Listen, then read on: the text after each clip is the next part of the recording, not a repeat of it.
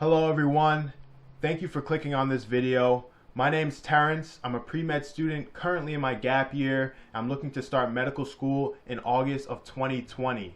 In this video, I'll be sharing my experience with the MCAT, how I went from a 47th percentile MCAT score on my first attempt to an 88th percentile MCAT score on my second attempt, what I did differently, what went wrong on the first attempt, and how I improved my study habits and my focus in order to achieve and overcome that low score. So as I mentioned before, I took my MCAT twice, and I'm gonna put the scores on the screen here, probably my first score on the top and then my improved score below it on the bottom, so you can see where I made the jumps in each section in order for me to get that improvement overall. And I went from a 500 to a 513 overall, so 47th to an 88th. And now I want to go into the details of what I did in my first attempt that led me to get that 47th percentile, and how I untapped kind of all that potential in order to get that increased score to a 513.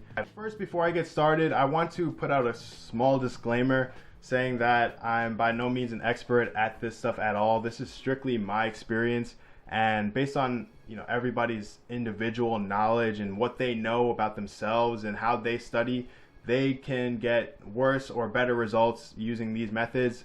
So try to take it with a grain of salt based on my experience, but this is what I did and how I feel that sharing my story can help somebody else maybe take bits and pieces of what I did to help improve their score. So let's start with my first score. Pretty much go through what I lacked in, what I felt I needed to improve, what went wrong, and basically my timeline of studying up until the exam. So I actually didn't start studying for my MCAT until October of the previous year. About 7 months out from my exam is when I started to really take it seriously and study. I did a little bit of review the summer before, but nothing too crazy. Before that, I had taken all my prerequisites to take the MCAT. I was currently taking physics that fall semester, physics 1 and then physics 2 in the spring before my MCAT, and I already taken biologies, my biochem, chemistries, and I took a little bit of psych and one sociology course in that time as well. So when I began in that October, I started with a 7-month long pretty much a private tutoring class that's offered to students at my undergrad, or a lot of students at my undergrad take it, and it was with a private tutor. Pretty similar from what I've heard to a lot of self-study Kaplan or Princeton review, except you just have a teacher there that's more of a guidance for you. It's somebody to keep you honest, give you structure, and I felt that that's what I needed because I was studying during the semesters, and I needed to have somebody that was giving me assignments to do, deadlines to hit, so I could keep my studying structured and I can know what to do as I was going forward. So I took that course from October all the way up until April, and I felt I gained a lot of benefits from it, but because I was taking it with my classes at the same time while also getting more involved in research and getting more responsibility and taking on more in research and extracurriculars, I wasn't able to focus strictly on my MCAT. I wasn't able to focus much on my MCAT at all. I still worked really hard at it, but I was more focused on getting the grades I wanted to get up my science GPA and get up my overall GPA and keep it up there, instead of focusing on the MCAT exam, which I knew was coming up in April. So with that tutoring class, I accumulated a bunch of different test prep materials. I'll link them all in the description below so that you guys can check it out if you're interested in buying any of them. I don't want to really list them now because I don't want to make this video too long on those aspects. I can make a whole new video on all the things I use and how I use them, but I just want to get to the main focus of this channel of how I improved my score. So after taking the time to digest and really see where I went wrong in my first attempt, I was able to come up with 4 more specific reasons why I wasn't able to achieve my goals for that first MCAT. The first one I kind of already alluded to. I didn't give myself enough dedicated MCAT study time. I was in a schedule. I was more focused on my classes, but I had a slight schedule. The only time I was really dedicated to the MCAT was during that winter period. But other than that, I was doing pretty much what I could to stay afloat when it came to the MCAT studying. And the MCAT is something that you really have to respect and give it the time it deserves, and I just wasn't doing that. Reason number 2 was really that I just didn't have my content mastered. I didn't know the material well enough to be able to recognize it on the exam and to be able to use the information that I know to dissect a very complex MCAT passage. So if I give any information out there and I give any advice, it's always to master your content as much as possible.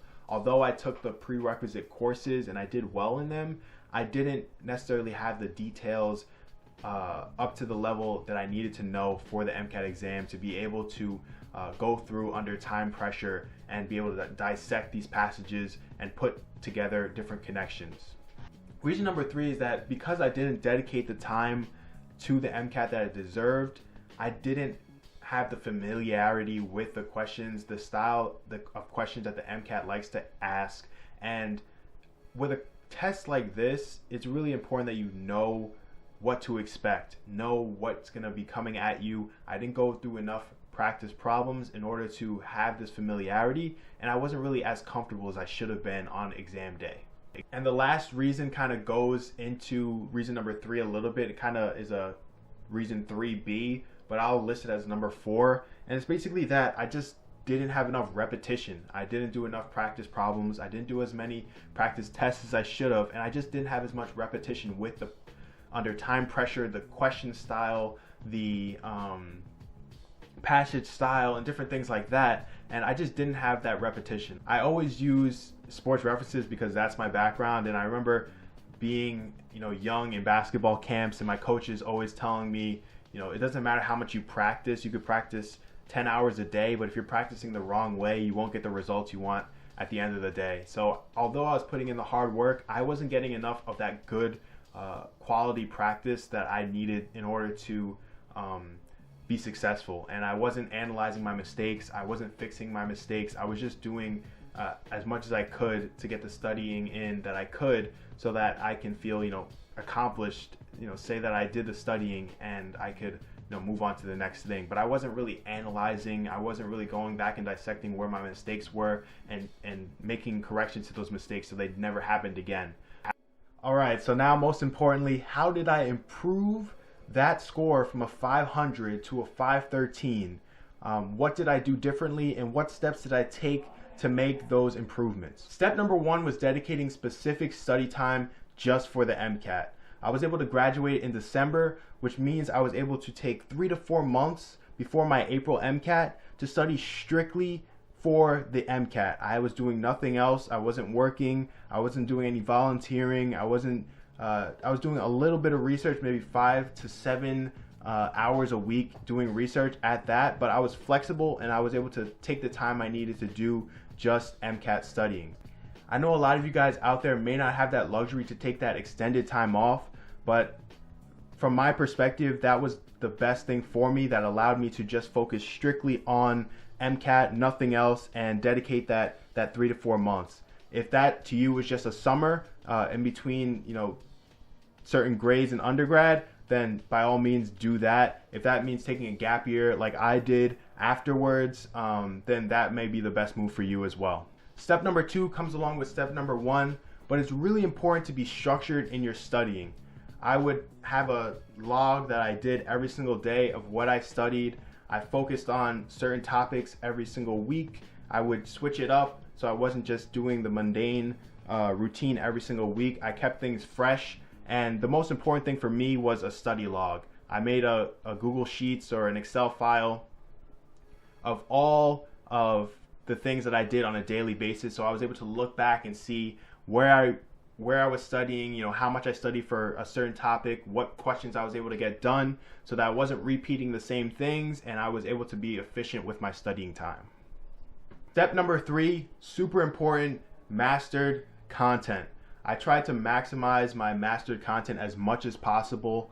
For that first 6 weeks out of that 12 to 14 week block, I was doing strictly content review. I was trying to master the content as much as possible. Luckily, I had already studied for the MCAT prior, so it wasn't as extensive. So maybe you may take 8 weeks, or somebody else may take 10 weeks of studying strictly content if you're starting from scratch. But because I started with a foundation, I was able to take 6 weeks, dedicate that study time. This book right here, MCAT Princeton for biology, that became my Bible. I was studying it, I was outlining everything. I made my own review sheets from this book, and outlining from textbooks my own review sheets of what I needed to know based on my knowledge and where I was strong and where I was weak. And that's super important. When you're mastering content, know what you are strong in. If you know you're strong in neuroscience, then don't focus on neuroscience, focus on your weak points. And one thing I realized when I was studying for this test and mastering the content was I had to really take the time to reteach myself all the things that I was kind of brushing off when I was in undergrad. I didn't really like cell bio, I didn't really like molecular biology, and I was really just brushing it off in undergrad, memorizing it enough so I could get a good grade on the exam. And when it came to the MCAT, I really needed to know that stuff. So I had to take the time to study it, to understand why things were happening, understand what was going on to a deep level. And I think having that patience with yourself and understanding that you may not get it right away, but taking the time to really dedicate to a weak point will bring up your grade and bring up your MCAT score. Also, when it came to mastering content, I didn't just focus on my weak points by specifically going to them when I was studying, but I also, when I would do practice problems or when I would do practice exams, I would write out every question that I got wrong in a notebook. And I had notebooks, maybe 2 or 3 notebooks filled with content of stuff that I kept getting wrong or I needed to repeat over and over for it to stick. And I would study those mistakes and study those pieces of content that I needed to know or that I was failing to get right, and I would just study it over and over and over again, so I wasn't making those same silly content mistakes over and over. And those notebooks ended up being cheat sheets and study guides for me that I was able to create from just going through the content and going through practice questions. That kind of segues me perfectly into step number 4 that I took, which was just questions. As I mentioned before, when I was talking about my mistakes, I didn't get enough repetition. So I wanted to make sure I had as much repetition as possible on the second one. I did UWorld practice questions, a great resource. I'll link it in the description here. I did AAMC practice from the practice bundle, which I'll link in the description as well. Great questions, and they are exactly like the questions you'll see on the real thing. So those were super useful. For cards, I did exam crackers. I used Exam Crackers 101 passages. I'll link that below as well. The official guide from AAMC, they have great questions, and just the practice exams as well from AAMC. And I also use Next Step practice tests to get more practice tests from them. At the point where I had it, they had 3. AAMC had 3 practice tests released, and now they have 4, and they have a sample one. So you get 5 tests out of that bundle you buy from AAMC. When I had it, we only had 4 tests, so they added another test, which is even better for you guys. So kind of going off that, another one, maybe 4B when it comes to practice questions. When I did my practice test, I made sure to go over them right the day after. So I would take the exam that day. It would take 7 hours that entire day, and I was pretty much fried after that, so I didn't touch anything. But the next day I would go in, see what I did wrong, see what questions I got wrong, the mistakes I made. Was it, I analyzed it. Was it a content mistake? Was it a time pressure mistake where I was just feeling rushed and I just had to click something really fast? Or was it me not knowing the content, or me not understanding what the passage was saying, me not analyzing the graphs correctly, or whatever the case may be? You have to really analyze yourself and do a lot of self-assessment when it comes to studying for this exam and seeing where you're going wrong and why you're going wrong. So that was huge for me, and those are some things that I really emphasized and made sure that I focused on, was just understanding why I got the questions wrong. Put the questions I got wrong into that notebook and study that notebook throughout the week. So once I got about 6 weeks out from the exam, I took a practice test almost every week. So I took a practice test, let's say on a Friday, I reviewed it on a Saturday, and then maybe took off on Sunday, and then Monday I would do just practice questions Tuesday, Wednesday, Thursday, and then another test on Friday. That cycle kind of really worked for me when I was 6 weeks out. A better cycle might work for you, but that's just what I did. And I felt that that was really helpful because it allowed me to review my exam, but also keep doing practice questions repetition. I wasn't really doing much content review. I was maybe doing a little bit, but main focus, especially when I got 2-3 weeks out from the exam, was just getting as many practice questions in, and I learned content and I learned my weak points from those practice questions. So UWorld was huge. They had over 1,000 questions. I don't think I used all of them, but I came pretty close because I was just doing as many as I could and learning from as many as I could to see pretty much everything. And the UWorld questions are amazing. All right, so that's all the steps I could think of.